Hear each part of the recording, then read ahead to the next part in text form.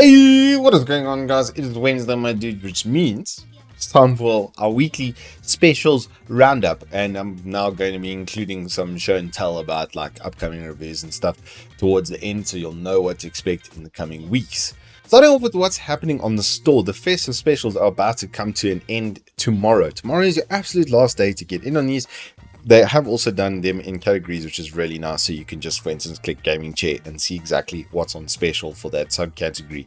There are a number, especially of laptops and stuff, is a really good time to buy. And speaking of, MSI is also doing a back to school promo at the moment, so if you come over to the laptop section, you'll be able to see up to 20% off on some of their models is what they're busy offering. A lot of them are quite aggressive and pretty well spec'd as well. It's more like high or mid to high end gaming units. There are some other ones though that are on special as well that aren't in that subsection, like these more entry level units over here. Especially like I was attracted really to this Ryzen 5 unit over here because at that sort of price point, the processing power and mobility and everything you're getting from this is pretty sick. So it's not just like 26k units, there are others across the store.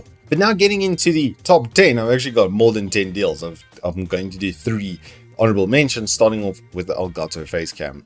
I'm busy trying to get this for a review, but basically for 3.5 grand, you get like a mirrorless type camera, not just like a webcam like the Logitech Brio I'm using now. It is pretty good quality, but nothing like this Elgato, especially having seen it compared to the Razer and to the Logitech. Those two do look decent, but the sharpness and picture quality that you're getting from the Facecam is something else. What is a little bit concerning for this unit though, and why it's not in the top 10, is the auto function seems to be completely blown out, like over bright. Like if I put on too much light with the Brio, it basically does the same thing. I'm sure you can see it sometimes, like when I move around, if I go in and out like that, just as an example, you can see the sensor like auto white balance function fluctuates quite a bit, and it's really bad on the face cam from what I've seen. But if you have got a bit of expertise and you set this thing up manually, it's by far the best webcam right now. At number 12 in the, well, number 2 for the honorable mentions is the Thrustmaster T150. This is quite a serious wheel for this amount of money. It's cheaper than the Logitech at the same sort of price, and it's band driven and not gear driven, which does give you a much better feeling. If that band does fail, it's actually quite easy to go in and replace, but it probably won't for a considerable amount of time and usage. Probably will be able to use this for about 3 years, and then you can get like extra mods and add-ons because it's a Thrustmaster. It's like a modular system. I've got the TMX Force, which is basically this but for the Xbox, and it's absolutely fantastic. Our last honorable mention is the Dell G15, and I've actually got a sample of it. I just can't show it to you because my camera thinks it's part of the background. Even if I hold it like this, check it, it makes the whole like unit kind of disappear. I can make myself disappear as well, which is pretty cool. But I've got it. You can see there's a laptop there. So I've got the G15 in this exact spec as well with 2 8 gigs. So we've got that dual link or the dual channel RAM setup with the 512 as well, so I can actually install some software to it because it's only coming with a 512 gig Nvme. There's no spinning disk. It's about the only caveat for this unit that I see maybe causing an issue for people. But even if you go to a 1 TB, the price increases a couple $100, so then you can do even an ultra fast 1 TB on this for like 20k with a 3-year warranty. Dell goodness, I just think it's going to be really good. So I'm going to do benchmarking and everything on that and come back to you with a review. But then starting off the top 10 at number 10, I had to throw in an Endgamegear MB1. I have spoken about this in other reviews or other top 10s, but like 600 Rand is what these normally go for. If you look at Zowie, they sell literally the identical system for 600 Rand. So this is half price at the moment, and there's no real moving parts or anything on the unit. So 1 year warranty is just them being nice, because this thing should, if you look after it, last you basically for the rest of your gaming life. At number 9, it's the new G435. I do have a set of these that are extremely small and compact and light. That's what they're going for with this set of system. I've also got these for review at the moment. So these are like some of the lightest and most compact headsets. I mean, look how tiny the cans are, sort of thing. Like my hand can go like right around like the edges like that. So it's very small, and the fit and everything, even for my big head, is actually really comfortable, and they fit nicely on ear and stuff. I haven't tested performance or anything like that. We'll be getting into these a little later in the week as well, so we should have another review for you out. But the fact that they Bluetooth and are on the 2.4 gigahertz channel as well just makes it, well, really good. At number 8, it's like potentially the last power supply you would ever have to buy. If you buy like a 750 or 700 with a 3-year warranty for 1,000 Rand, you would be having the same cost of ownership as having this on a 10-year warranty. So 3.5 over 10 years, it would be 3,300. So you're paying a 200 Rand premium over a budget power supply, but you're getting a full modular 1,000-watt platinum PSU as well. And because it's 1,000 watt, and you probably, even on a really high-end system, will have about 600-700 watts worth of throughput on that, it's not really going to be working very hard. So that 10-year warranty is just for kind of safety. I've got 900 watt power supply that's now must be going on 10 years that came with a 7-year warranty, and it's still chugging along because it's never had to really work. Okay, no lie, that thing ran on 390 Crossfire. It worked really hard, and then it carried on working. So I do like this idea. I think that it's not necessary for everybody's build, but in a cost of ownership argument, like, there is no argument. It's a 700 watt bronze versus 1,000 watt platinum, basically going to cost you the same over the cost of ownership period. At number 7, it's Razer Viper Ultimate. This is the best price versus performance, like high-end mouse on the store right now. There's nothing quite like it. The weight and the battery are real. I literally played for days on this. Most mice gets about 20-24 hours. This is like 70. Okay, I turned off the LED and I literally used it every day for a week nearly before having to plug it in, which is simply fantastic. The wireless is really good because it's Razer. Like, that's one of the things they do very well. And this has that new 99.6% resolution accuracy sensor, so 0.4% failure rate. I mean, that's going to be basically undetectable. At number 6, it's Hikvision goodness, E3000 512 gig. Pretty much the best of Nvme PCI Express 3.0, and well, you can see that with the read and write. Even the tests that I did with a PCI Express 4.0 with a PCI Express 3.0 bus, the max it got to was 3,700 read and 3,000 write. So this is right on the money with that. This is going to be the absolute limit for that 5-year warranty as well. I've got an E1000 and an E2000, and they never skip a beat, so very easy to suggest. Breaking into the top half at number 5, it's more Razer goodness, this time with their red opticals.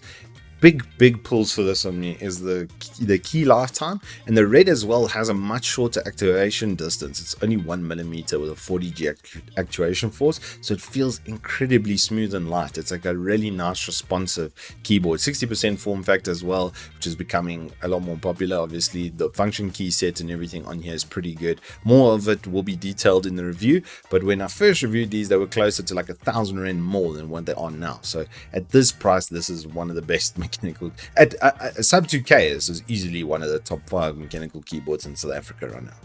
At number 4, it's the XM1R. I've done the XM1, which is the older version of this that had a slightly worse sensor, and I really liked it. The shape and stuff is quite unique as well. So if you are a palm boy or a claw boy, it's weird. It's like, it's one of those hybrid grip like setups. Like, it's quite long and flat, so if you don't like a high ridge in your mouse, then maybe you want to look at it. And it is also quite broad. It did feel broad when I reviewed it. I remember it was like a flatter, broader sensor is the best way that I could describe it. The ambidextrous design and stuff is great, but the price, that's the thing. The price for this mouse, there is no mouse with the spec, build quality and price point right now that I can see anywhere. At number 3 is one of your last chances to go pro with the 240Hz monitor.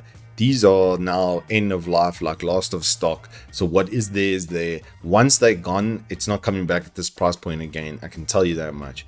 There are a fair amount of units at Evetech, but if you're looking at getting this, then I would say do so with absolute haste. I've got the 27 IPS of this. I work and edit and everything and use that as my base color palette for most of my work and stuff. And then obviously I can game on it because it's ultra fast, ultra responsive, true 1 millisecond pixel response time. So that the feeling of it when you're using it, and especially in games where you get like high FPS like CS and Dota, for instance, where I max 250 plus all the time, it feels absolutely incredible. The input delay reduction over 144 is noticeable. I use a 144 on the test bench and actually as my secondary monitor, and it's actually very noticeable. Like when you go from 240 to 144, not as big as the jump from 60 to 144. But if you're playing CS or Apex or insert FPS game, insert MOBA game where you need hyper fast reactions, where every second counts, this is the final testament in that. The 360 hertz, yes, it exists, but come on, come on. And number 2, it's my pick of the upgrade kits. This might seem a little bit weird on paper, but stay with me. Yes, it's got an older processor, so the PCIe Gen 4 is not going to be activated by that processor. But if you just change to a 5000 series when the new series comes out, then you'll be able to use that PCIe Gen 4. But the 3600 with the 3600 megahertz memory is going to absolutely fly, and for 90% of gamers out there, I think if you're buying a 3070 plus, you're probably looking at something a little bit higher end. For the rest of us that are happy with 3060 2070 sort of level, it'll run that with basically no bottleneck. The big performance difference you would gain is obviously upgrading to a 5000 series chip, but your board gives you some of that future proofing actually. And if you have the premium RAM and you do the upgrade and you pay the 9k now for that upgrade, you're not going to have to change your RAM. You can just put in the new processor and you can carry on with the exact same platform, except with now PCI 4.0 enabled. And at the price point, that's the whole point. It's a really sick price point for a base bundle.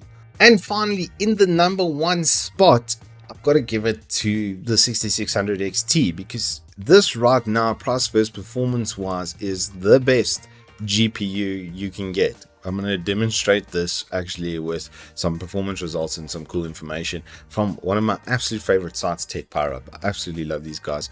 All of my mates, we kind of swear by their results and their findings and stuff, because their standardized testing is really, really good. So this is where it sits itself. So it's right on a 2080 performance. You can see it even beats out the 2070 super slightly, but look what sits behind that. There's a 3060 at 11% shy of where this card is, but this card is cheaper than that by more than 10%, nearly 20% in most cases. If you look up the list even further, there's the 3060 Ti. It's only 12% faster.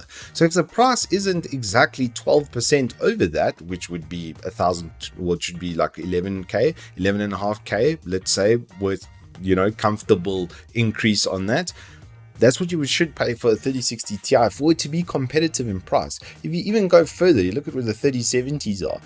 They are more than 50% in price. The cheapest ones I've seen in SA are about 16.5 to 17k. That have a 3-year warranty and all the rest of it. So that card shouldn't be more than 13,500 to be competitive in price. That's how good the price right now is on the 6600 XT. So like I've said, this card really is the 10600 6 gig of 5 years ago. This is the 1066 6 gig of 5 years ago. You're going to buy this card and you will sit on it for a very, very long time if you're happy on 1080p gaming.